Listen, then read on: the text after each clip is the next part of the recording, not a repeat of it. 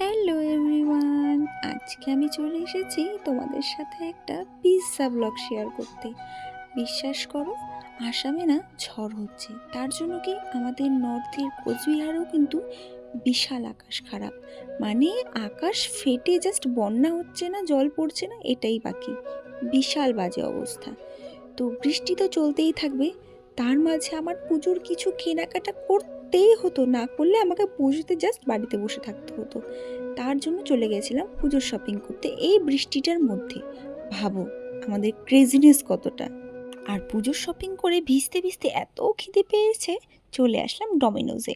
অনেক কিছু অর্ডার করে দিয়েছি, মার্গারিটা পিৎজা, তারপরে অর্ডার করেছিলাম চিজ অ্যান্ড কর্ন পিৎজাটা সেটা, আর তার সাথে গার্লিক ব্রেড, তার সাথে হলো হট উইংস। আর মার্গারিটার মধ্যে আমি এক্সট্রা চিজ লাগিয়েছিলাম, কারণ দিদি তো জানো এই চিজ লাভার, চিজ খেতে ভালো লাগে। তার সাথে পেপসি। টাটা।